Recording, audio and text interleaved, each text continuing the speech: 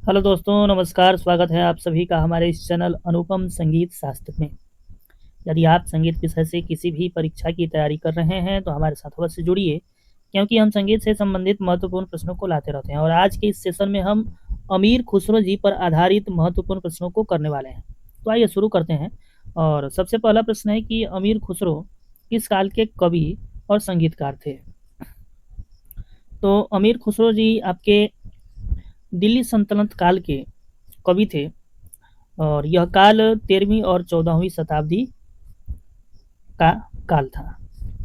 ठीक है। अगला प्रश्न है कि अमीर खुसरो किसके दरबारी कवि थे? तो अमीर खुसरो जो थे वो अलाउद्दीन खिलजी के दरबारी गायक थे। ठीक है, अलाउद्दीन खिलजी के।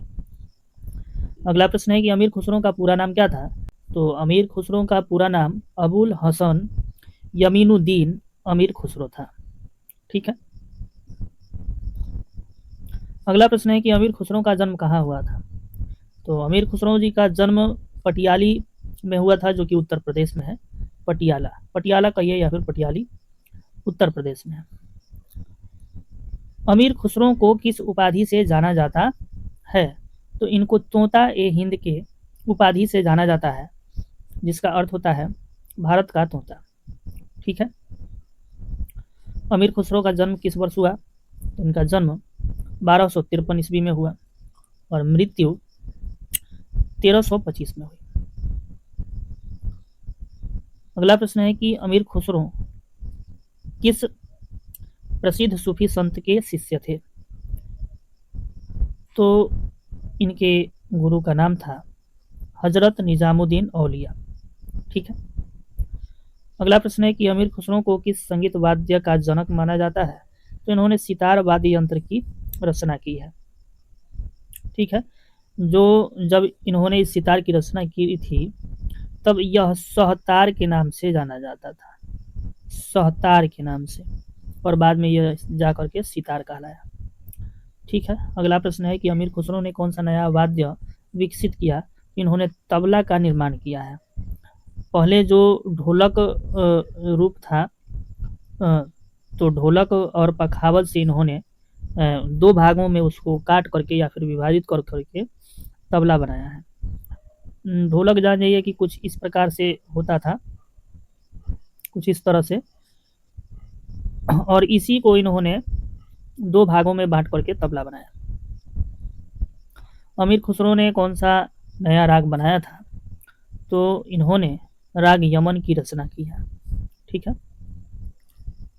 अमीर खुसरो किस शैली के प्रवर्तक माने जाते हैं? तो ये आपके कव्वाली शैली के प्रवर्तक माने जाते हैं। कव्वाली किस संगीत परंपरा से जुड़ी हुई है? तो कव्वाली आपका सूफी संगीत परंपरा से जुड़ी हुई है। अमीर खुसरो ने किस भाषा का निर्माण किया है? तो इन्होंने हिंदवी भाषा का निर्माण किया है, जो कि उर्दू की प्रारंभिक रूप है। ठीक है। अगला प्रश्न है, अमीर खुसरो के गीत किस भाषा में अधिक हैं? इनके गीत किस भाषा में अधिक हैं? तो वो है आपका फारसी और हिंदवी भाषा। अमीर खुसरो ने संगीत में किन दो संस्कृतियों का मेल किया है?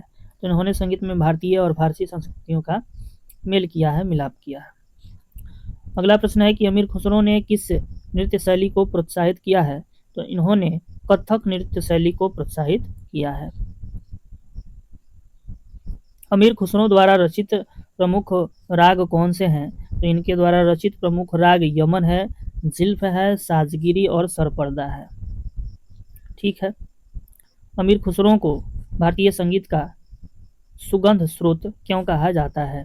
क्योंकि भारतीय और फारसी संगीत के समन्वय के कारण इनको भारतीय संगीत का सुगंध स्रोत कहा जाता है। ठीक है। भारतीय और फारसी संगीत के समन्वय के कारण इन्हें भारतीय संगीत का सुगंध स्रोत कहा जाता है। चलिए, अगला प्रश्न है कि अमीर खुसरो किस प्रकार के संगीत को बढ़ावा देते हैं? तो ये आपके शास्त्रीय और सूफी संगीत को बढ़ावा देते हैं। अमीर खुसरो ने किस प्रकार की रचनाएं की है? तो इन्होंने गजल, कवाली और पहेलियां रची है। गज़ल, कव्वाली और पहेलियों की रचना इन्होंने खूब की है। अगला प्रश्न है कि अमीर खुसरो की कव्वालियाँ आज भी कहाँ गाई जाती हैं? इनकी कव्वालियाँ जो होती हैं दरगाहों और सूफी महफिलों में गाई जाती हैं। अमीर खुसरो के गुरु कौन थे? तो अभी पीछे हमने बताया है, हज़रत निज़ामुद्दीन औलिया इनके गुरु थे, निज़ामुद्दीन औलिया। अमीर खुसरो की रचनाओं में कौन सा भाव प्रमुख था? तो इनकी रचनाओं में भक्ति और प्रेम का भाव प्रमुख था। अगला प्रश्न है कि अमीर खुसरो ने किस भाषा के विकास में योगदान दिया है? इन्होंने उर्दू भाषा के विकास में योगदान दिया है।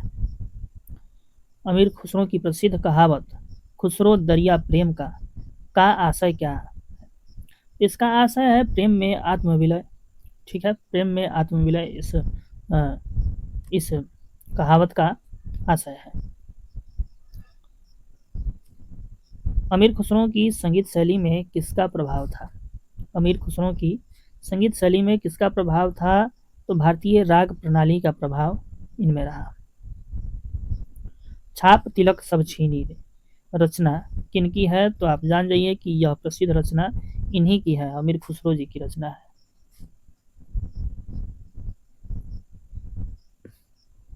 अल्लाहू अल्लाहू किस प्रकार का गीत है? तो ये आपका एक कव्वाली है जो कि अमीर खुसरो द्वारा ही रचा गया है। अमीर खुसरो ने भारतीय संगीत में क्या परिवर्तन किए? तो इन्होंने नए रागों और वाद्यों का सृजन किया हुआ है। कौन से रागों का इन्होंने सृजन किया पीछे बताया जा चुका है, और किस वाद्यों का इन्होंने सृजन किया, किस वाद्यों को रचा वो भी पीछे बताया जा चुका है कि इन्होंने तबला और सितार की रचना की है। ठीक है, अमीर खुसरो किस संगीत शाखा से संबंधित थे? तो ये संगीत की दो शाखाएं हैं, हिंदुस्तानी और कर्नाटकी। तो ये आपके हिंदुस्तानी शास्त्रीय संगीत से संबंध रखते थे। अमीर खुसरो का प्रिय वाद्य कौन सा था? इनका प्रिय वाद्य सितार था, जिसका पहला नाम सोहतार था। तोता-ए हिंद उपाधि उन्हें क्यों दी गई? क्या कारण था उन्हें तोता-ए हिंद की उपाधि देने की? तो इसका सबसे बड़ा और प्रमुख कारण था कि उनकी असाधारण काव्य प्रतिभा, भाषा पर प्रवीणता और संगीत के क्षेत्र में उनके योगदान के कारण दी गई है यह उपाधि, जिसका नाम है तोता-ए-हिंद। चलिए जी, अगला प्रश्न है कि अमीर खुसरो किस प्रकार के कवि थे? तो ये आपके सूफी कवि थे। अगला प्रश्न है कि अमीर खुसरो की मृत्यु के बाद उन्हें कहाँ दफनाया गया? तो उनकी मृत्यु के बाद उन्हें निजामुद्दीन दरगाह जो कि दिल्ली में है वहां पर इन्हें दफनाया गया है। अगला प्रश्न है कि अमीर खुसरो ने कौन सी दो भाषाओं में रचनाएं की है? तो इन्होंने हिंदवी और फारसी में रचनाएं की है। अगला प्रश्न है कि अमीर खुसरो की कव्वालियाँ किस उद्देश्य से रची गई? तो इनकी कव्वालियाँ जो है आत्मिक एकता और ईश्वर भक्ति के उद्देश्य से रची गई हैं। अमीर खुसरो की शैली में कौन सी लय पद्धति दिखती है? तो इनकी शैलियों में सामान्यतः द्रुत और मध्य लय दिखाई पड़ती है।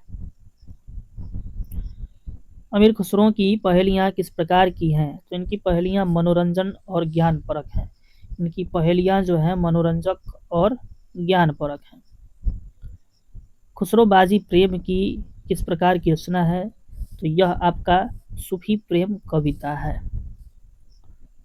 ठीक है, इस सेशन का अंतिम प्रश्न है कि अमीर खुसरो की रचनाओं में कौन सा भाव विशेष रूप से झलकता है? तो वो आपका प्रेम और समर्पण का भाव है जो इनकी रचनाओं में विशेष रूप से झलकता है। तो साथियों, हम इतने ही प्रश्नों के साथ समाप्त करेंगे। यदि आपको प्रश्न अच्छे लगे हैं तो चैनल को सब्सक्राइब और वीडियो को लाइक ज़रूर कीजिए। और यदि आप हमसे कुछ भी पूछना चाहते हैं तो कमेंट में अवश्य लिख करके बताइए। धन्यवाद।